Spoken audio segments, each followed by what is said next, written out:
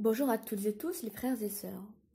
Alors aujourd'hui, nous allons aborder la question de la généalogie de Jésus-Christ, donnée dans deux passages des évangiles, l'évangile selon saint Matthieu et l'évangile selon saint Luc. Je fais une petite dédicace à la sœur Je suis le chemin, que Dieu la bénisse, qui m'a proposé de faire une vidéo sur ce sujet, car j'ai constaté en effet qu'on sous-entend parfois que ces généalogies seraient remplies de contradictions inacceptables lorsqu'on les compare, alors que l'étude de celle-ci montre au contraire la beauté profonde de notre foi et la connaissance aiguë des apôtres, bénis soient-ils. Il est en effet, après tout, impensable que les Juifs aient fait des erreurs dans le recensement des générations et des filiations, vu leur précaution à préserver l'authenticité de leur peuple et à conserver en mémoire la promesse faite à Abraham et à David, bénis soit-il. En effet, les Juifs auraient certainement d'ailleurs rejeté les généalogies que présentent les apôtres si elles avaient été montées de toutes pièces.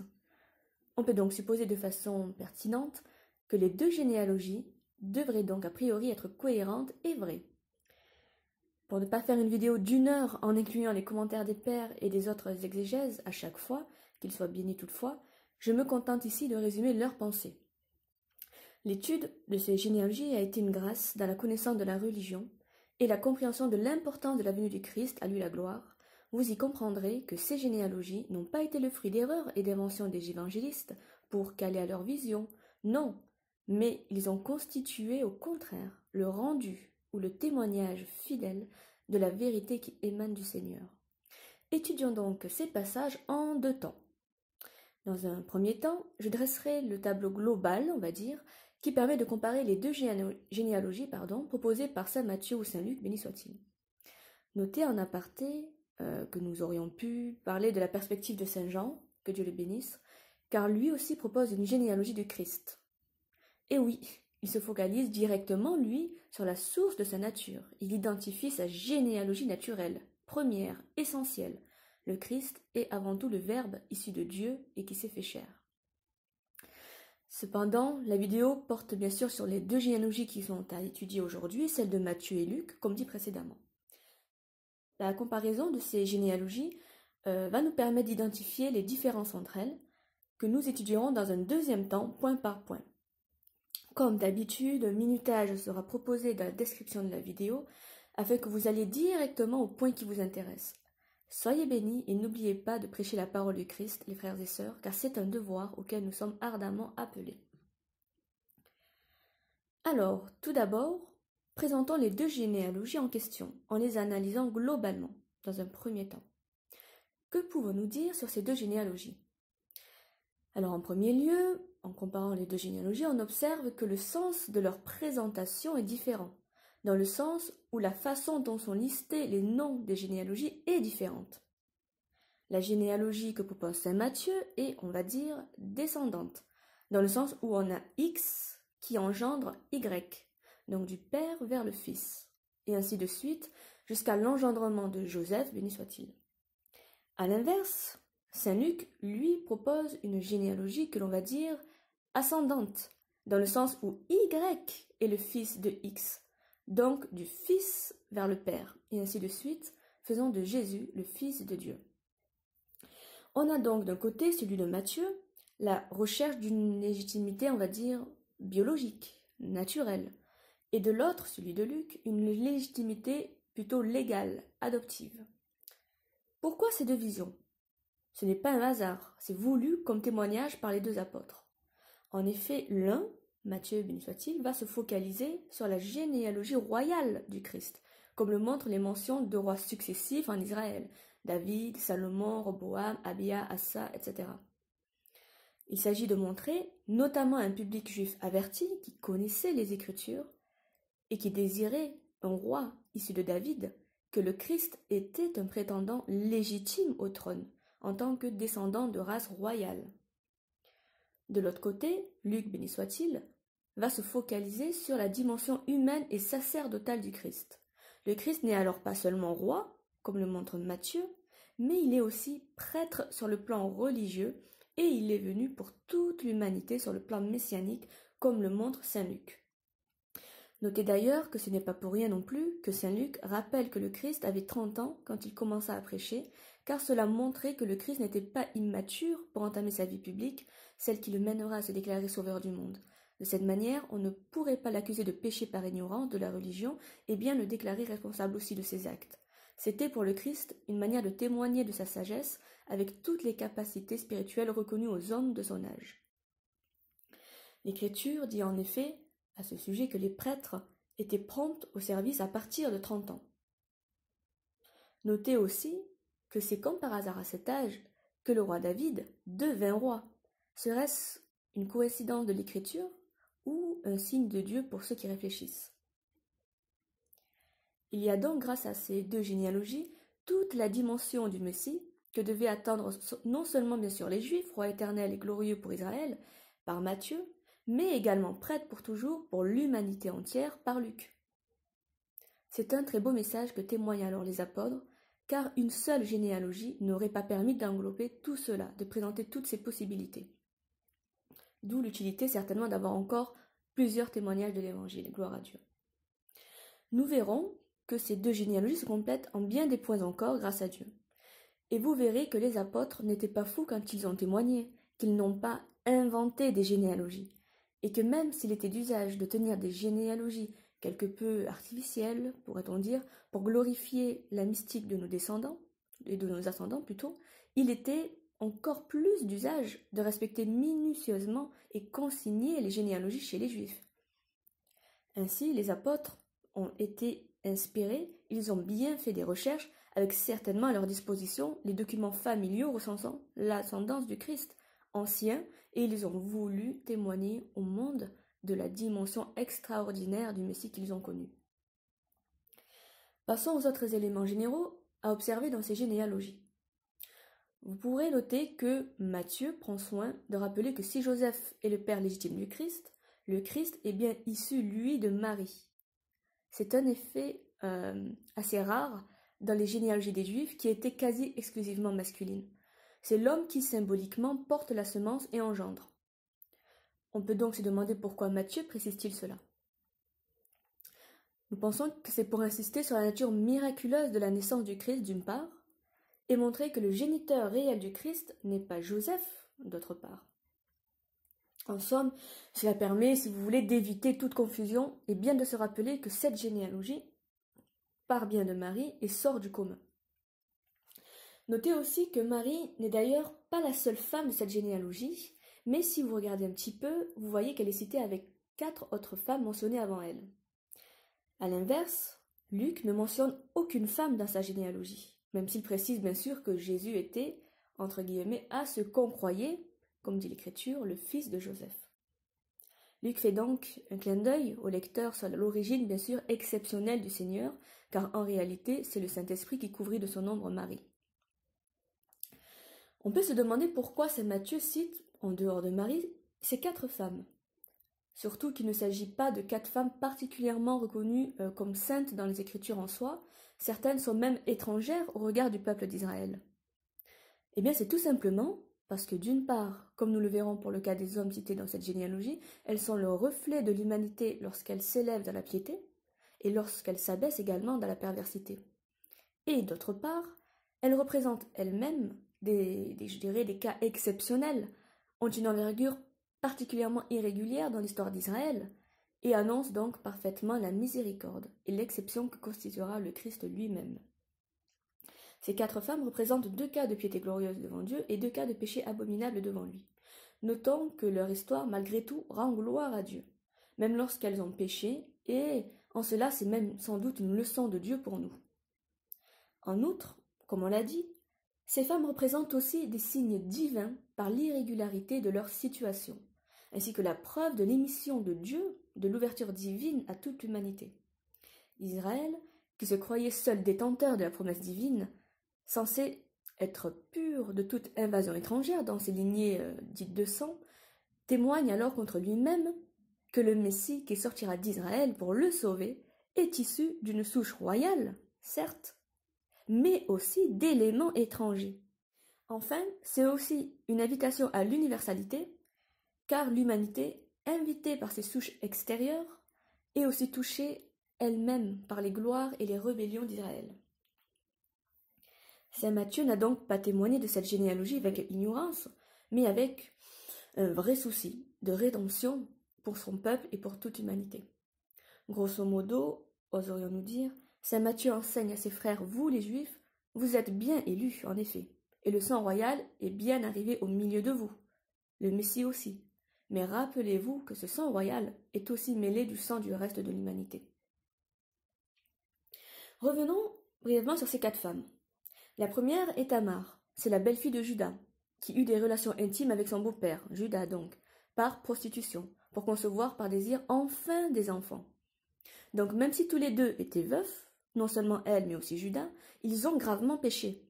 C'est pourquoi Juda lui-même disait de Tamar qu'elle était plus juste que lui. Dans cet événement, on comprend que Dieu suscite une descendance royale malgré les épreuves, et que malgré le péché que Juda et Tamar ont reconnu, ils se sont finalement rendus humbles, ont cessé leur conduite condamnable, et l'ordre normal de leur relation entre eux revint.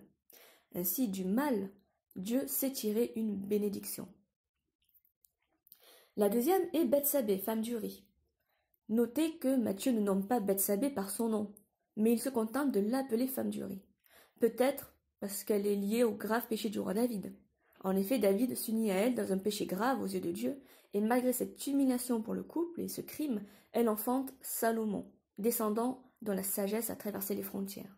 Là encore, du mal, Dieu s'est tiré une bénédiction. C'est toujours le peuple qui commet un péché, mais Dieu qui revient et qui en tire une bénédiction. La troisième femme est Rahab, qui est une prostituée de Jéricho, mais qui, bien qu'étrangère, a finalement eu la foi et s'est convertie au Dieu d'Israël. Elle a alors permis aux Juifs de s'emparer de la ville de Jéricho, qui avait gravement péché contre le Créateur. Elle devint la femme de Salmon et la mère de Boaz. Là aussi, Dieu tire d'un égarement du passé et d'un passé honteux l'occasion de révéler une foi jaillissante et relever ce qui était abaissé.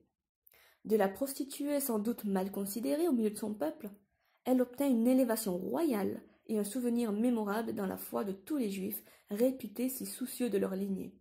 Cette leçon d'humilité dans la foi et de grandeur de Dieu constitue là encore une bénédiction. Enfin, la quatrième femme est Ruth. C'était une femme veuve, moabite, donc étrangère, qui se convertit elle aussi et épousa Boaz, un homme noble de la lignée de Juda. Elle est représentée par un exemple de piété filiale, d'une grande foi, qui lui fit abandonner les idoles pour le seul Dieu, l'unique louange à lui, au point où l'un de ses livres, et même un livre de la Bible qui porte son nom, et c'est un autre Boaz qui fut digne de l'épouser. Là encore, Dieu tire d'un égarement une leçon de bénédiction. À ce sujet, notez, pour terminer sur Ruth, que lorsqu'elle épousa Boaz, le peuple d'Israël clama d'elle qu'elle soit semblable à Rachel et à Léa. Or, Rachel et Léa sont en effet les mères qui ont donné naissance au peuple d'Israël lui-même. Il y a certainement là un signe de Dieu, d'une descendance à venir très nombreuse pour l'humanité, par la lignée de Jacob, c'est-à-dire d'Israël. Notez également que la fin du verset indique clairement la conclusion d'une bénédiction à Ephrata et Bethléem. Et, pour ceux qui ne le savent pas, Bethléem signifie en hébreu « la maison du pain ». Autant dire que si ici on ne veut pas voir un clin d'œil de Dieu sans l'annonce d'une gloire venant de Bethléem, ville d'où sortira le pain de Dieu, c'est qu'on aime beaucoup douter. Ruth constitue ainsi une sorte de signe d'une alliance avec Israël ouverte sur l'humanité pour la gloire de Dieu. Ruth, dans ce plan minutieux, annonce également la préfiguration d'un libérateur qui libère les âmes et qui, comme l'indique le reste du chapitre racontant son mariage avec Boaz, se termine avec une liste généalogique se finissant, bien évidemment, par le nom glorieux du roi David, par lequel viendra le Messie. Plus que des hommes forts et valeureux, des fils obéissants, une descendance bénie était, y compris par le fait d'étrangère, un pain béni aux yeux du peuple d'Israël, qui ne semblait donc pas aussi fermé qu'on le croirait. Imaginez une lignée mentionnée dans ce chapitre où l'on parle d'un libérateur qui vient soutenir l'âme d'une mère inconsolée du peuple d'Israël, dont la venue valait mieux que les promesses de nombreux fils, à cause de l'espoir qu'il porte en lui, et qui se rattache à la lignée de Claire de David. Et oui, c'est beau. Vraiment, Dieu tire d'un égarement une leçon de bénédiction, et la mention de Ruth paraît alors tout à fait glorieuse en témoignage du plan de Dieu dans cette généalogie. Ainsi, on comprend ici que le Christ est le modèle de vertu par excellence de toute l'humanité, qui vient régler ce qui était déréglé, qui vient redresser ce qui s'était abaissé, qui vient purifier ce qui était imparfait, et dans ce cadre, Marie apparaît à ses côtés comme un modèle de sainteté parmi toutes les femmes, parachevant le défaut des femmes précédentes et glorifiant la piété des femmes précédentes. La liste de Matthieu est structurée en 3 fois 14 noms, tandis que celle de Luc est composée d'une liste de 77 noms. Les 3 fois 14 noms de Matthieu représentent le découpage de l'histoire de Dieu avec son peuple Israël en 3 périodes distinctes. Nous pouvons les voir doublement selon un découpage par séquence à la fois historique et à la fois sociopolitique. Ce double découpage va s'articuler clairement autour de la messianité portée par le roi David, béni soit-il. Il débute par Abraham, parce que Dieu avait promis que c'est dans la descendance d'Abraham que seront bénies toutes les familles de la terre. Et par David, parce que Dieu avait promis à David un roi pour toujours sur son trône. On voit bien là que la généalogie a vraiment un sens pour l'apôtre, mais également et surtout aux yeux de Dieu, à lui la louange, qui ne revient certes pas sur ses décrets, et qui avait donc bien un plan pour l'humanité. On peut toutefois se demander pourquoi il y a ce découpage autour de David alors qu'Abraham est aussi annoncé, mentionné. Sans aller trop profondément dans la gematria, associée à la numération hébraïque, que les Hébreux d'ailleurs affectionnaient, il est clair que David, en valeur numérique, c'est 14, 2 fois 7. Et 42, 3 fois 14, pourrait représenter le nombre de stations du peuple hébreu pour atteindre la terre promise. On aurait ainsi 42 stations pour la promesse d'un paradis terrestre, et 42 générations pour la promesse d'un paradis céleste. Donc David, c'est 14, d'accord? Et 7 est un chiffre très important chez les Sémites. Dans les évangiles même, on retrouve régulièrement ce chiffre, pour parler par exemple du nombre de pains qui vont servir à nourrir la foule, en miroir de la nourriture spirituelle. Des corbeilles ou encore qui restaient, en miroir de l'abondance de la grâce divine qui se répand sans limite et qui déborde de sorte à ce qu'il en reste trop plutôt que pas assez. Ou encore du nombre de fois où il faut pardonner, en miroir de la miséricorde et de la charité que l'on doit entretenir par amour pour Dieu et son prochain. Nous pouvons spéculer encore longuement sur le chiffre 2 pour savoir ce qu'il représente, en faisant par exemple référence aux 2 coups de bâton de Moïse sur le rocher pour abreuver son peuple dans le désert, ou encore aux 2 tables de la loi, à la séparation du règne du peuple hébreu entre 2 rois, celui de Juda et celui d'Israël, ou encore aux 2 chérubins de l'arche de l'alliance représentant la présence divine et la gloire de Dieu qui vient au milieu des hommes. Mais, à mon sens, et là bien sûr cela n'engage que moi, je pense que David représente tout simplement l'articulation entre l'ancienne alliance et la nouvelle. C'est pour cela que le témoignage de Matthieu se porte bien sur David. Naturellement, le Christ descend d'Abraham, mais comme la promesse messianique elle-même d'un roi éternel pour le peuple d'Israël est surtout portée par David, sans doute Dieu sait mieux les signes qu'il donne aux croyants. Cette lecture autour de David paraît pertinente puisque David est cité 17 fois dans l'évangile selon saint Matthieu, à lui tout seul si je ne me trompe pas, tandis qu'Abraham y est cité seulement 7 fois. De même, l'expression « fils de David » est utilisée 9 fois dans l'évangile selon Matthieu seulement, c'est-à-dire plus de fois que dans tous les autres évangiles réunis. On peut donc aussi constater que David est le seul pour qui Matthieu a précisé clairement le titre de roi dans la généalogie, c'est à noter, et que le Christ est présenté d'abord comme fils de David, avant même d'être qualifié logiquement d'abord comme étant fils d'Abraham. Enfin, le Christ est descendant de David par son père Joseph, puisque Joseph est appelé fils de David par l'ange qui annonce sa venue à Marie, ce qui montre l'importance aux yeux même du divin de la place de David à la promesse messianique. Donc il est clair ici qu'aux yeux de l'ange, donc aux yeux de Dieu qui l'a envoyé, Joseph est de la lignée de David et que Marie, la femme de Joseph, mérite aussi par le lien de mariage son rattachement à la famille du grand roi.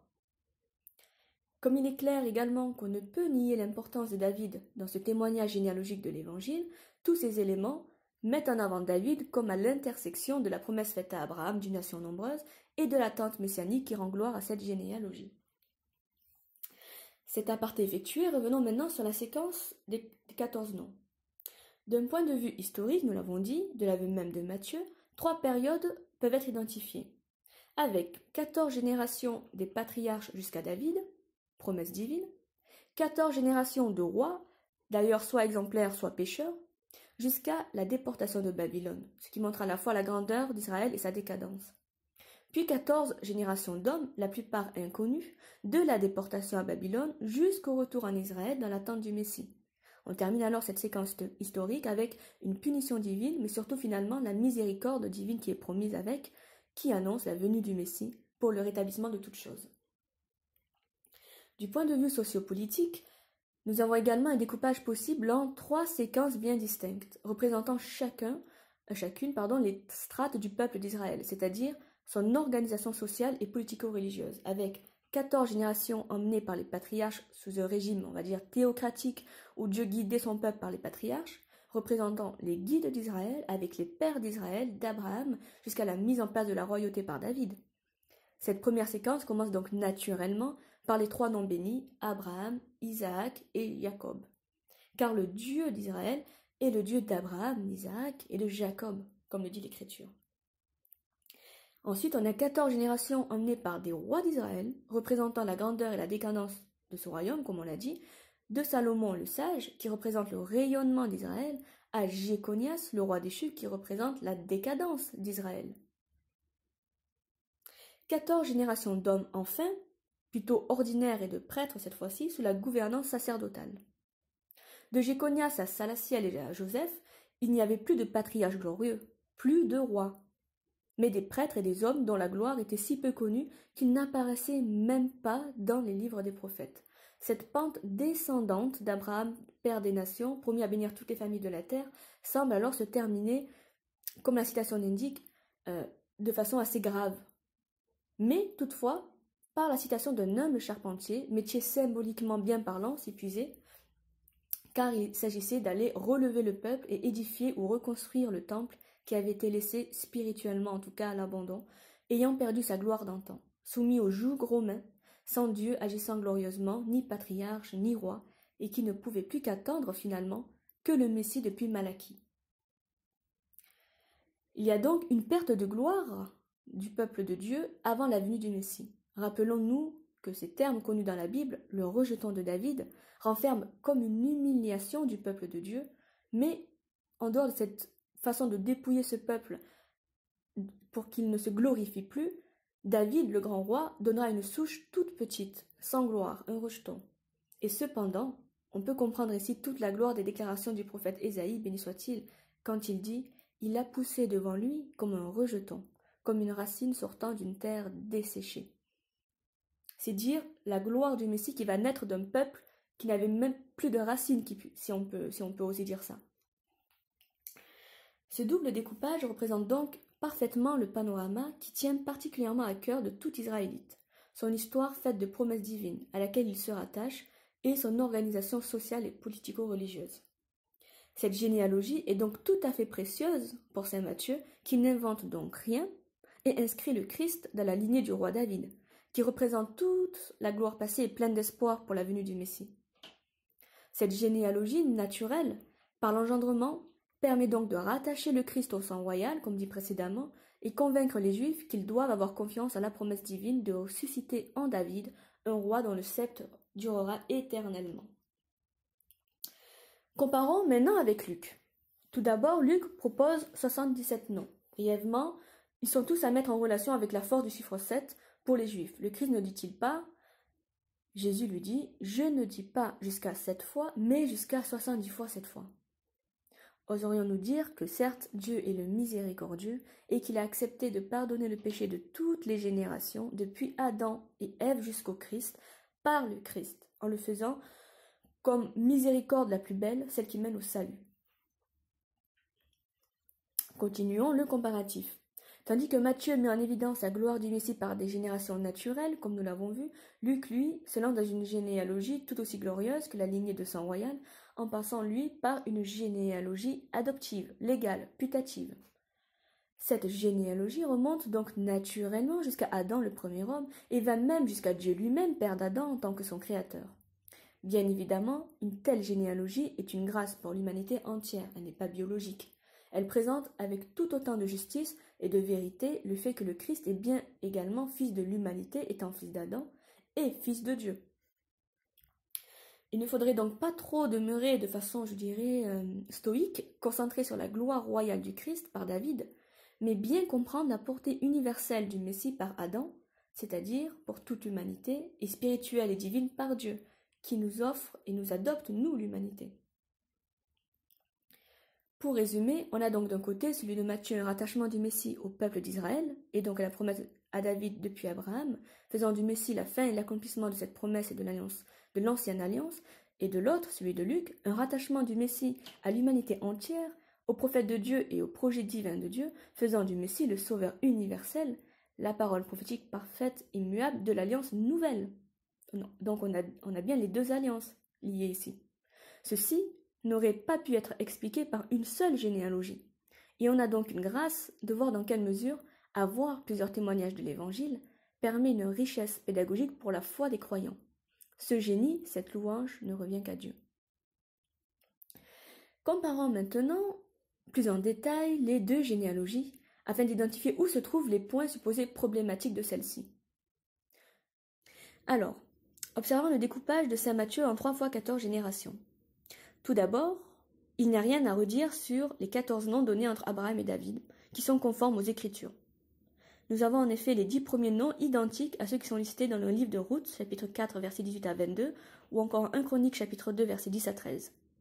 À ces 10 noms, on y ajoute bien sûr Judas, le père de Pharès, ainsi que les noms des patriarches, Jacob, Isaac, Abraham, car Dieu est le Dieu d'Abraham, d'Isaac et de Jacob, comme répété d'ailleurs à plusieurs reprises dans la Bible. On retrouve bien les 14 noms, donc aucun problème ici, Matthieu s'appuie bien sur une généalogie à sa disposition, pas sur une fiction. Tout est parfaitement ok, sauf qu'en comparant avec la liste de saint Luc, on constate que les noms d'Arni et Admin remplacent le nom d'Aram de saint Matthieu. C'est l'objet du premier point de la deuxième partie de la vidéo.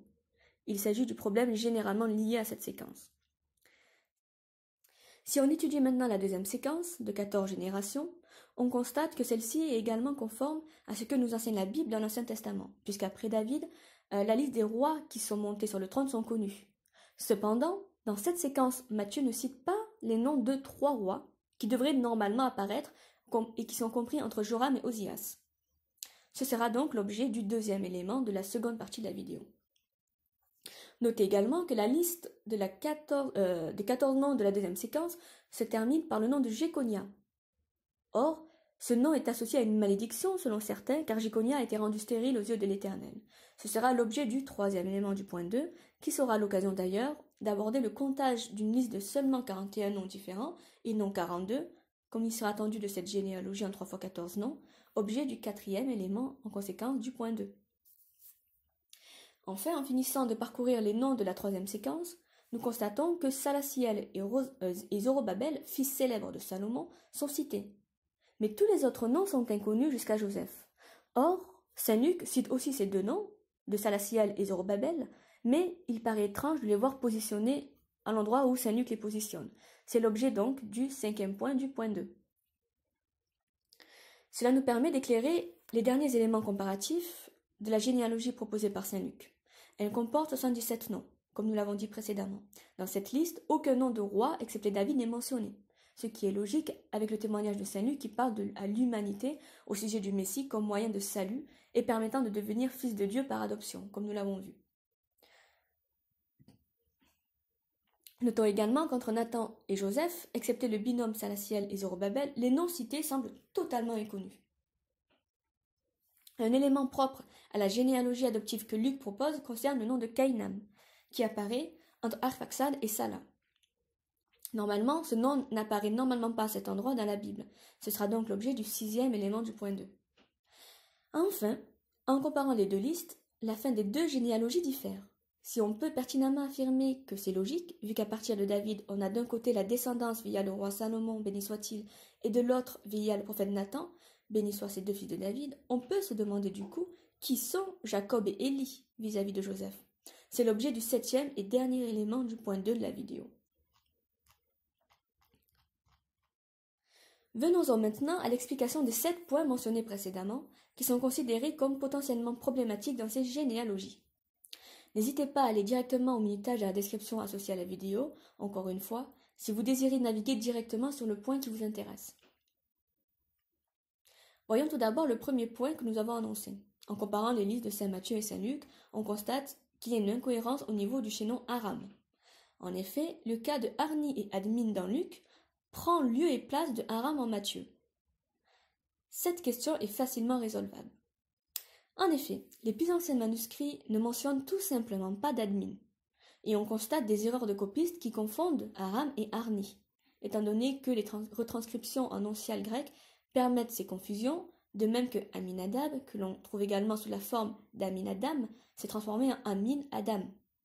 Quelques manuscrits mal copiés ont alors fait apparaître Admin, qui a été recopié de fil en aiguille et est devenu comme une norme par défaut.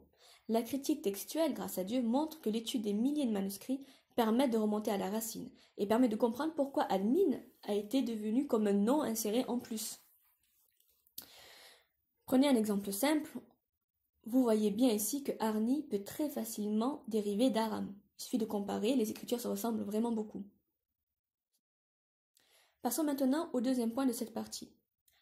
Le cas des trois rois omis dans Saint Matthieu. L'étude de la généalogie de Saint Matthieu montre qu'il manque quelques rois, Ahazia, Joam et Amazia, dans la deuxième séquence de 14 générations. Ces trois rois manquants se situent entre Joram et Osias. Voici quelques versets pour rappeler que ces trois rois sont pourtant cités dans la Bible. Certains commentateurs disent qu'il y aurait une faute de copiste entre Ahazia et Osia, dont les orthographes, c'est vrai, se ressemblent beaucoup. Si ce n'est pas impossible, bien évidemment, il faudrait cependant un saut générationnel, comme par hasard, entre ces deux rois, ce qui nous pousse, nous, à trouver plus pertinent de prendre en compte une donnée biblique cette fois-ci. Lorsque Dieu punit un homme de sa mauvaise conduite, notamment lorsqu'il va adorer d'autres dieux et qu'il lance une malédiction sur cet homme-là, il peut choisir de punir cet homme par une malédiction sur sa propre descendance sur 3 ou 4 générations, comme le dit l'Écriture. Or, c'est bien le cas du roi Joram, qui avait prise pour femme une certaine Athalie, et celle-ci était la fille du roi Achab, lui-même fils du roi Omri d'Israël. Ceux-ci firent le mal aux yeux de l'Éternel, et Achab fut donc particulièrement marqué par cette malédiction, par son inconduite. Comme punition face à ces graves péchés, une malédiction a été mise sur Achab via Joram, du fait de son alliance avec Achab, et dont les fils d'ailleurs ne furent pas parfaits. Cette malédiction est d'ailleurs compensée par une bénédiction équivalente, car là où 3 rois ont été effacés du livre de gloire de la descendance généalogique, 3 autres rois ont été bénis, à la même période sous Jéhu, à qui Dieu avait promis que ses enfants s'assieraient sur le trône d'Israël jusqu'à la 4e génération. Donc il y a clairement un lien selon nous. Il ne s'agit donc pas que de hasard à nos yeux. Quant à Jéhojakim, qui fit le mal aux yeux de Dieu, il n'eut pas la même sanction qu'Achab, dont l'ampleur de la méchanceté avait dépassé tout entendement en son temps. D'ailleurs, une preuve en est que, de la même manière, Joachim est appelé à disparaître de cette dignité royale, puisque Dieu l'affirme, on ne le pleurera pas. Cependant, seul Jéhojakim ici est concerné par cet oubli, car Dieu ne maudit pas sa descendance. Ainsi, nous comprenons pourquoi le mariage de Joram avec la fille d'Achab impactait ainsi les 3 rois descendants de Joram et qui manquent dans la liste de Saint Matthieu. Ils ont tout simplement été retranchés en respect de la sanction divine. Et il s'agit là, au contraire, d'un signe pour ceux qui croient. Cette sanction, aux yeux de Dieu, s'avère parfois nécessaire pour purifier le corps, lorsque celui-ci s'est rendu trop impur. Ici, il s'agit de purifier le peuple. On a bien évidemment des renvois aux pénitences des fidèles qui se sont rendus impurs dans la Bible et qui doivent, par exemple, moyennant une pénitence sur un certain nombre de jours, être retranchés de l'assemblée, déclarés impurs un certain nombre de jours, etc. Dieu ici punit par cette lourde pénitence le grave péché d'adoration de dieux étrangers et autres crimes des personnes qui vont contaminer, si on peut dire, leurs congénères par ce comportement déréglé. C'est bien sûr d'autant plus grave lorsque cela est initié et battu en brèche par des rois, établis normalement dans leur légitimité par Dieu, pour la gloire de Dieu, et qui sont censés être garants de la foi et être exemplaires pour leur sujet.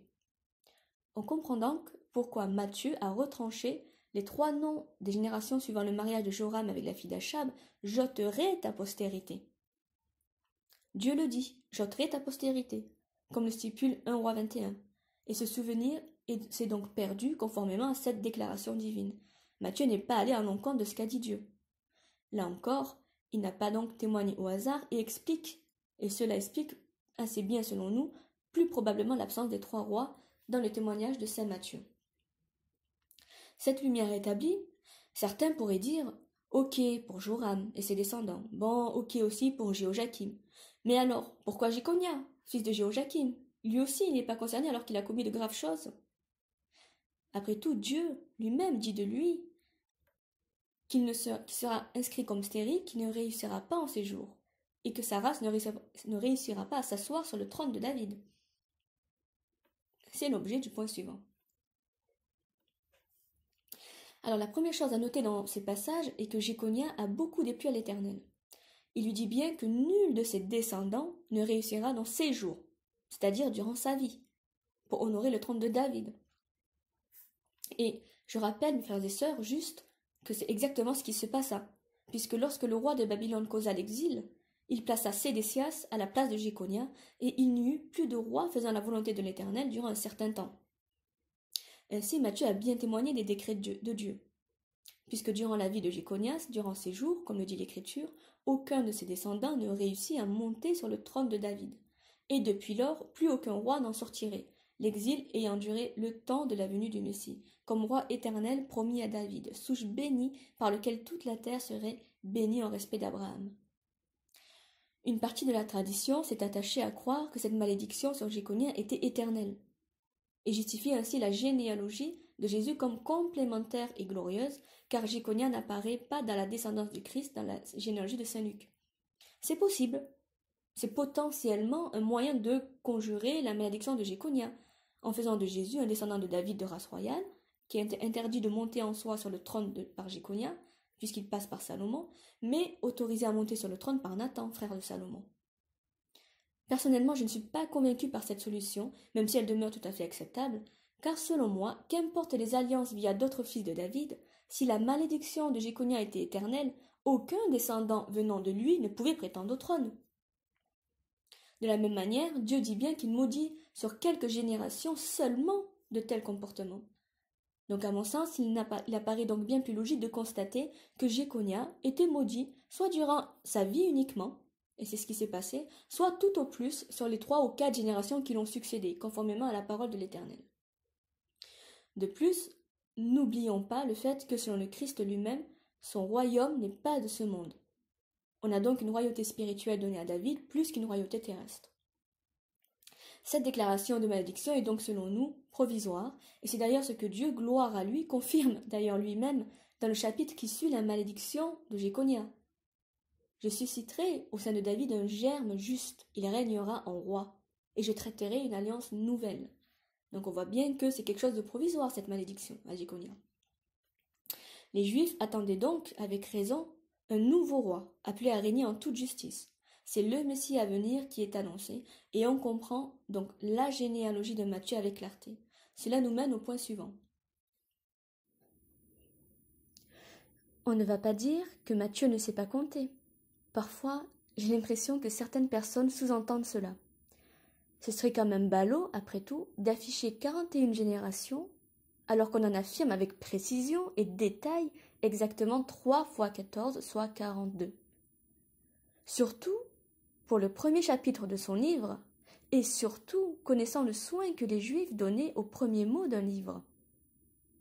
On doit donc bien étudier un découpage volontaire de 3 périodes de 14 générations, et il n'en manque certes pas. Pourquoi, pourrait-on dire, lisons-nous donc 41 noms différents au lieu de 42 attendus?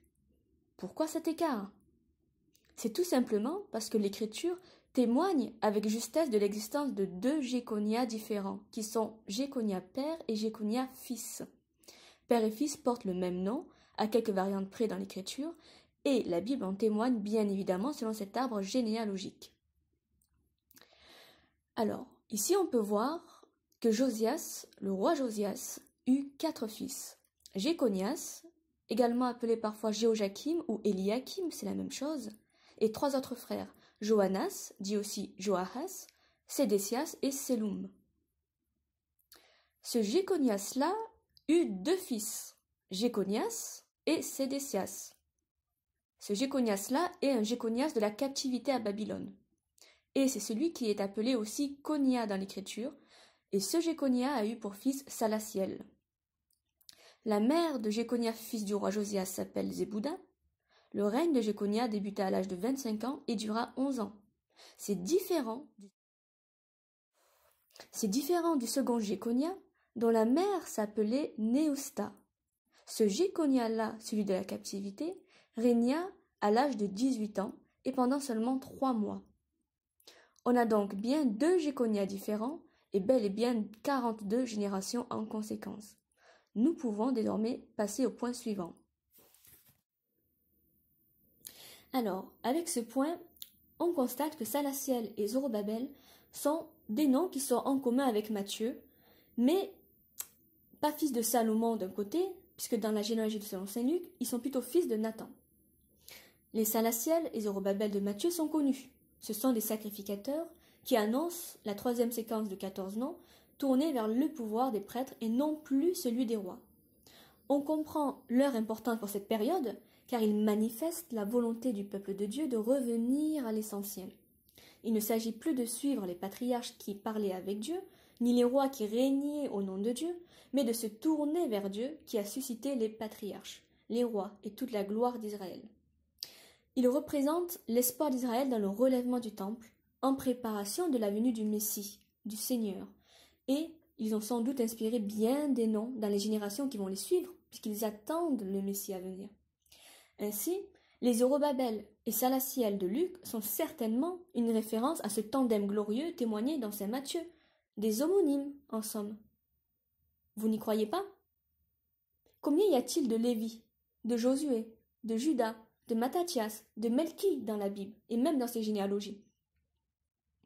Les homonymes ne manquent pas dans la Bible. Marie, Joseph même sont des noms connus.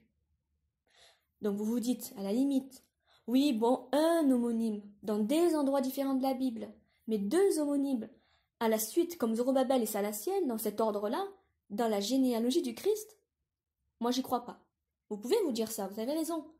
Seulement, non seulement nous vous répondons que ce sont 2 homonymes à la suite dans 2 généalogies différentes, celle de Matthieu d'un côté et celle de Luc, donc ce n'est pas au sein de la même généalogie, mais mieux encore, nous vous invitons à mieux regarder la généalogie que propose Saint Luc, où vous avez 2 homonymes successifs dans le même ordre au sein de la généalogie de Saint Luc. Lévi, qui est père de Mathat, fait bien référence à des homonymes de générations différentes, mentionnés 2 fois en tandem dans la généalogie de Saint Luc. Donc, que Zorobabel et Salatiel aient été des noms glorieux dans les généalogies n'est donc pas surprenant. Il s'agit à notre sens d'homonymes, tout simplement. Venons-en donc maintenant au dernier point de la vidéo, le 7e point. Il s'agit du cas de Cainan, ou Cainan, qui vient un peu comme un cheveu sur la soupe d'une succession parfaitement établie selon la Bible. En effet, quand on lit la Bible dite hébraïque, ou selon le canon massorétique, on constate que le nom de Cainan n'apparaît pas entre... Cela fait dire à une partie des exégètes qu'il y a là une erreur de copiste proche du temps des apôtres, voire une erreur de Saint Luc lui-même, qui aurait inséré le nom de Cainan à cet endroit, erreur qui a été répercutée sur plusieurs manuscrits avant de devenir la norme. En effet, il y a bien un autre Cainan entre Énos et Maël, une erreur de copiste avec un homonyme est donc potentiellement possible. Cependant, il est aussi intéressant d'étudier le cas où Luc ne commettrait aucune erreur, car après tout, c'était un médecin, donc a priori minutieux, et avait donc bien cru, a priori encore, que Cainan était à cet endroit. Or, pour soutenir cette réflexion, on constate la présence du même Cainan dans la Septante, au même endroit. Et on sait que la Septante est parfois considérée comme un manuscrit plus ancien que la Bible selon le canon massorétique qui nous est parvenu. Et il existe d'ailleurs un débat pour savoir lequel des deux est le plus légitime. Sachant que Luc, qui vivait dans la région et maîtrisait bien le grec koiné, on peut très bien supposer, avec justice, qu'il avait sans doute à sa disposition au moins une table généalogique identique à celle de la Septante, et qu'il l'a considérée sans doute plus légitime au point de la reprendre dans l'Évangile. Dans ce cas, le Cainan de Luc est inséré avec raison, comme en témoigne la Septante, et il n'y a pas d'erreur. D'ailleurs, les manuscrits de la Mer Morte confirment également l'attestation de ce Cainan dans cette généalogie, et à mon sens, cela n'est donc pas une coïncidence. Cela prouve que diverses traditions circulaient potentiellement du temps des apôtres, et que contrairement à ce que certaines personnes pouvaient sous-entendre, qu'ils n'ont pas choisi ou témoigné d'une tradition sortie de nulle part, mais bel et bien de traditions qui existaient de leur temps. J'avais dit que c'était le dernier point, mais en fait non, le dernier point concerne plutôt la mention de Jacob et Élie, qui sont présentés comme les pères de Joseph. Nous pouvons nous demander pourquoi, d'un côté, on semble dire que Jacob est le père de Joseph, selon Matthieu, et de l'autre, c'est Élie qui est le père de Joseph, selon Luc. Il y a plusieurs explications possibles à ce fait, selon les exégètes. On fait appel au Léviras, à la traduction araméenne du mot fils, etc. Mais selon moi, après ces lectures, pour ne pas allonger la vidéo, je vous propose la plus pertinente à mon sens, qui est tout simplement que la généalogie selon saint Matthieu correspond à celle de Joseph, tandis que la généalogie selon saint Luc reprend celle de Élie, le père de sainte Marie, qui eut pour beau-fils Joseph. Il arrivait en effet, lorsqu'un homme mourait sans avoir de fils, que l'on inscrive, dans la tradition du peuple hébreu, le nom de ses filles. Regardez le cas de Tseloufkad, qui avait seulement des filles.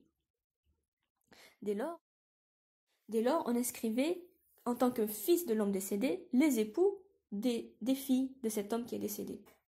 Par alliance, si vous voulez. On voit ici, par exemple, qu'un homme meurt sans fils.